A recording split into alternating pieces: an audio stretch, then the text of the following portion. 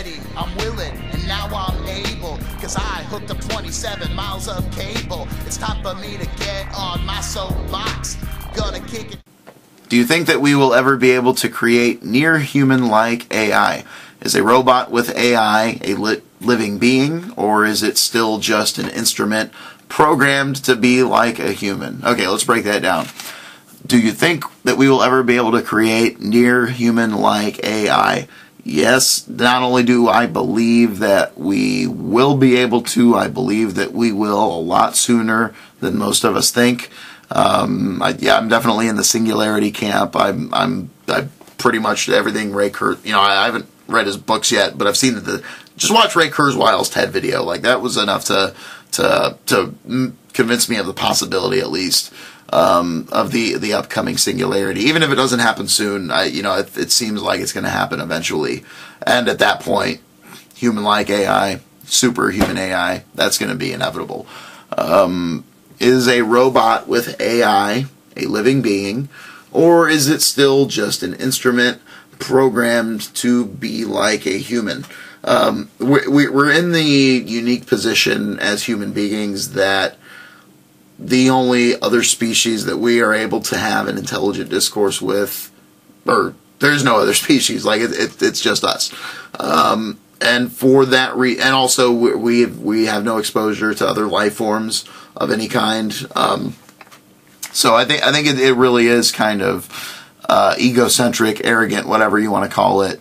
Not to disparage you, but it is kind of egocentric to ask that kind of question. There's no, let's say there were a race of beings that were based on silicone and ammonia, why, they could be asking the same question about us. And, is a robot with AI a living being, or is it still just an instrument programmed to be like a human? We're just instruments programmed to be like humans. We are human. That's what we call this thing that we are. Anything that's, it's definitely, as of right now, at least a very subjective thing on what life is. My definition of life, I suppose,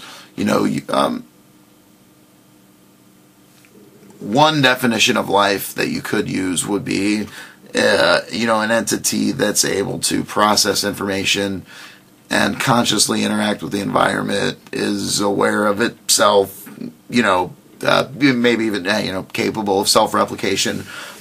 I don't see any reason why an AI will not be capable of these things in the future. Decades, perhaps centuries at the most. There's going to be a profound change in human existence, what it means to be a human, and the line between human and machine is going to blur, and that gray area is going to get bigger and bigger and bigger, and eventually we won't be asking these questions anymore because they'll be irrelevant. Did you celebrate Darwin's Day? No, not exactly. I mean, I guess no, not formally at all. I called a friend that's the friend that actually turned me on to Richard Dawkins. He didn't know, so that was kind of cool. But I didn't hear about it until like midnight or 11 o'clock the night before, and I had to work the next day. And I woke up late, so I literally had to rush into work. Didn't really have time. I literally didn't think about it at all until I was already at work. What I really, and was actually I was almost off my shift, and I went, oh crap, it was freaking Darwin's birthday, and I'm going home again. But I think what I'm going to do next year, if nothing else, I don't celebrate any holidays, not even my birthday, other than the obligatory gatherings of families and stuff like that. But personally, I don't get excited about holidays. I can probably get jacked up about that one, but I wouldn't take the day off work or anything like that.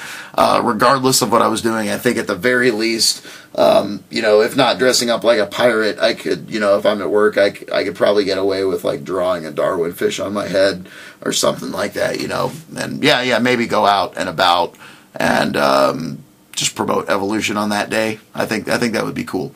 Do you think it's a good idea to promote such an event among atheists? It wouldn't hurt. It wouldn't hurt. It's any opportunity to any reason to break the ice and talk about evolution. I think we can capitalize on that, especially as misunderstood as it is in this country. It makes me sick. What do you think would happen if you sent Happy Darwin's Day cards to all your friends and family? Most of my family, as far as I know, is not particularly religious, so they'd probably think it was kind of cute, and that'd be about it.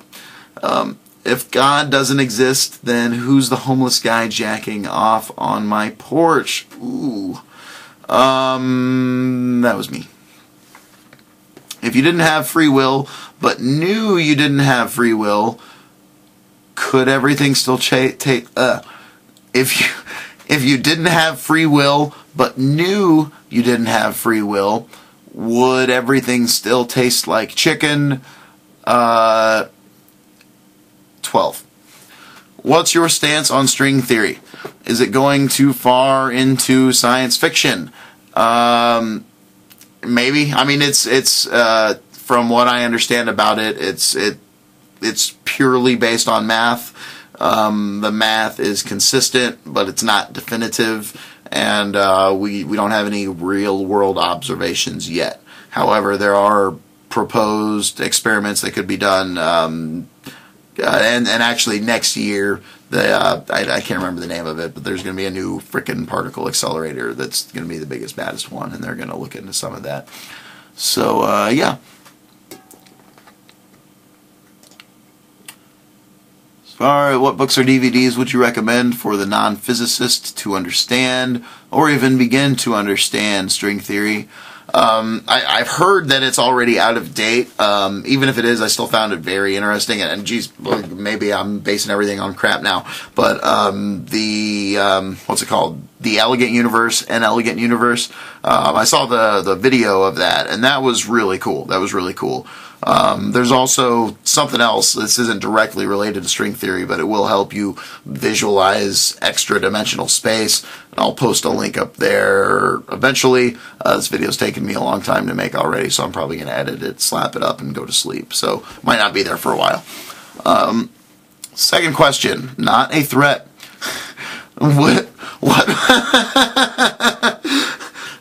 What would you like to happen at your own funeral? Famous quotes, music, location, format. Definitely do not want it at a church. I'm going to go on record as saying do not hold my funeral in a motherfucking church. No funeral in the church. Okay, no religious anything at the funeral. I want to do as much as I can and make it as upbeat as possible. Actually, I mentioned this earlier, the book Speaker for the Dead. I would, though, those of you who have read the book, now you have homework. If you want the answer to this question, read Speaker for the Dead. Actually, I think you just even need to read the foreword on, I don't know which version of it, but I want someone to speak at my funeral. I want a speaker at my funeral. Famous quotes, sure. Anything relevant to, me specifically or my ideals and what I believe in. Music, yeah, definitely play the music that I like. It'll be my last time to be the DJ. Location, nothing, I'm not committed to anything there, probably whatever's most convenient for my family. And then the format, as upbeat as possible. No prayer, no ceremony. I don't know, I don't want to say no ceremony, but definitely no religious overtones. Talk about how I did as much as I could with what I had, and I enjoyed it, and I was grateful for it, and I died unafraid.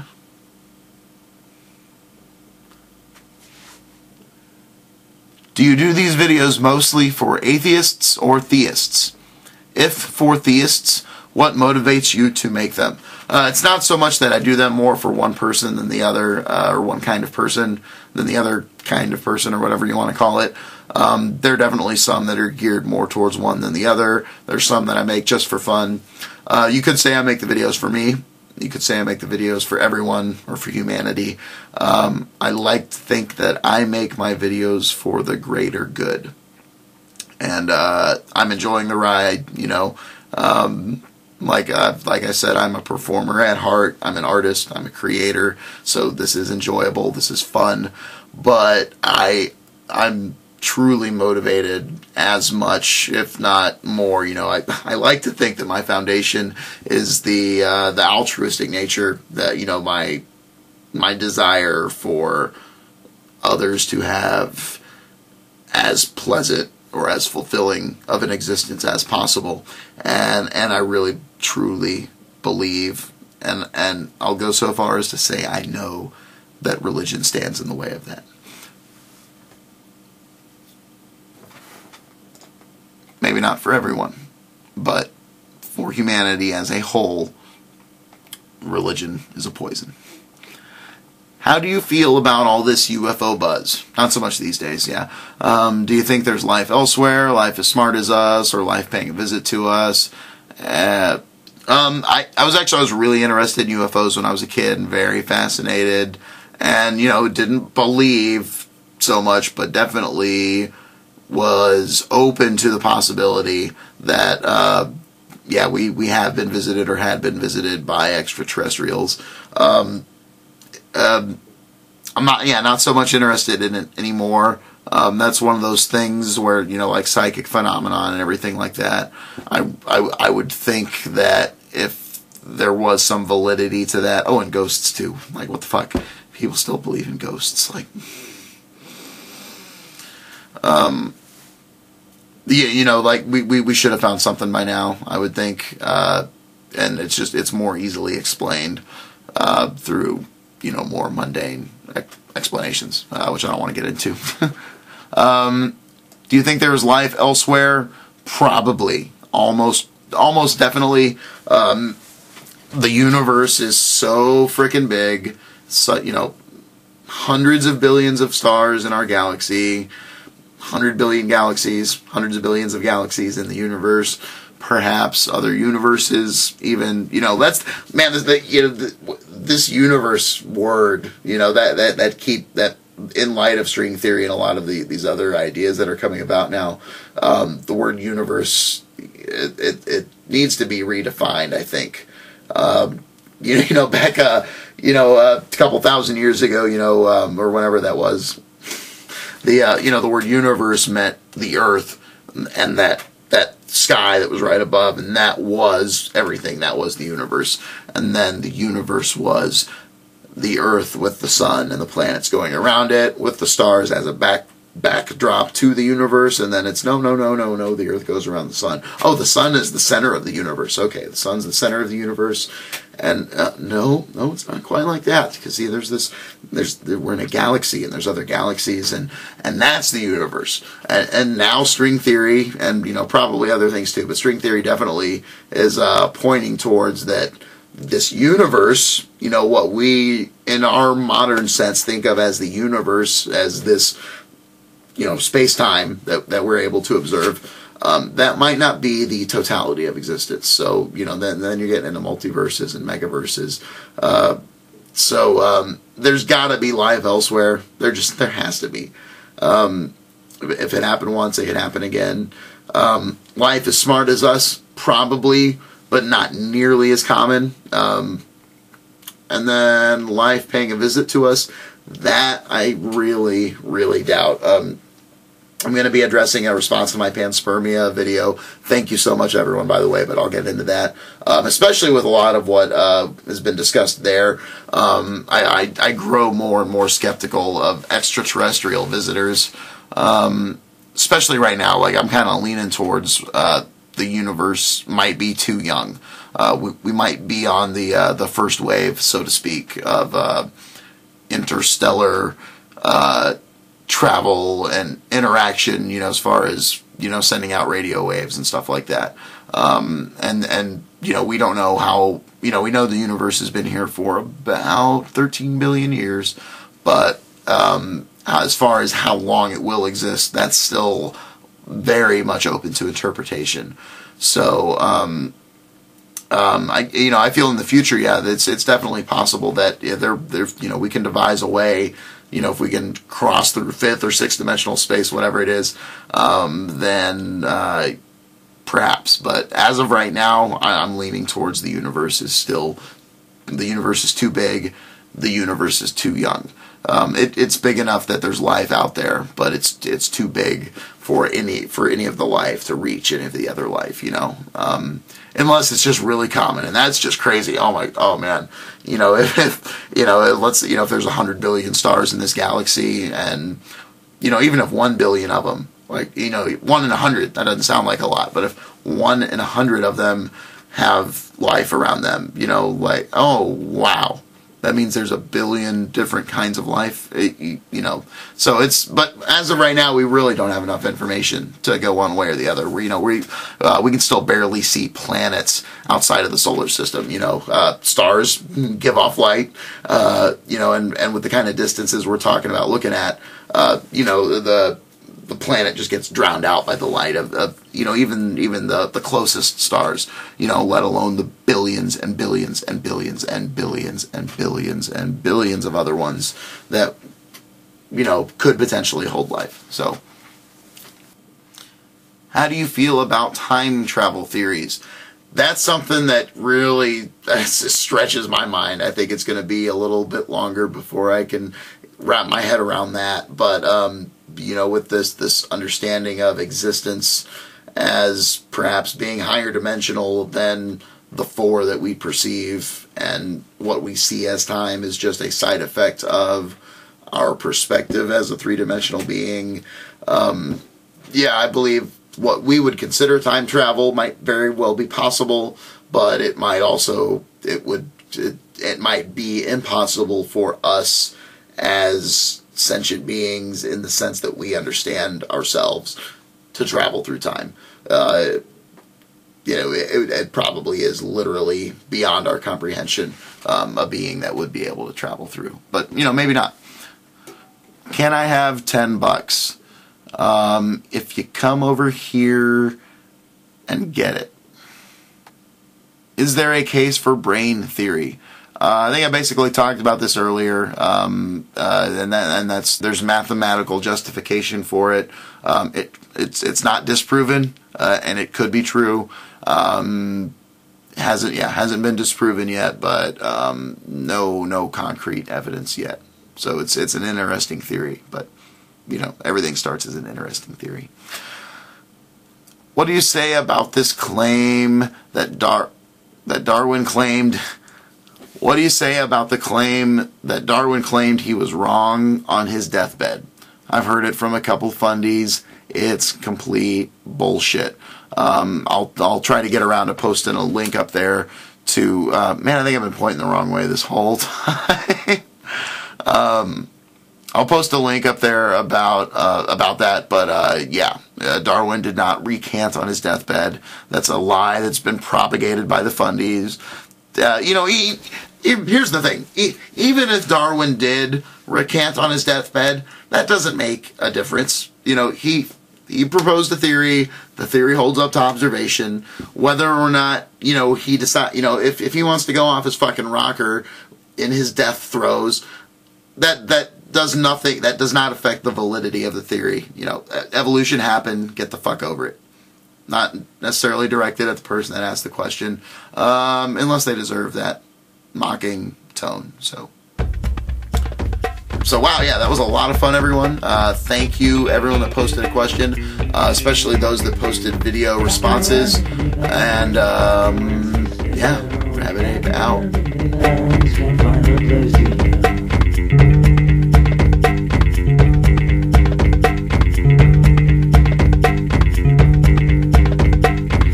In the land of life, his dreams, the land of life, its soul. In the land of midnight, can't find no place to go.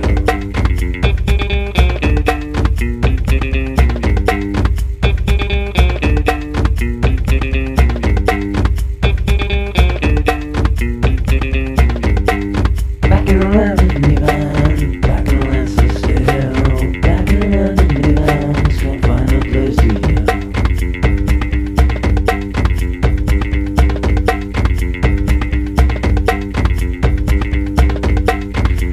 the land of legends, dreams, the land that lacks its soul.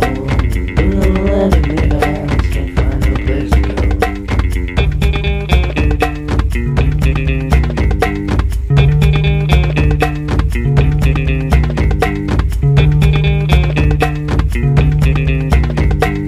Back in the land of midnight, back in the land so still. Back in the land of midnight, can't find no place to go.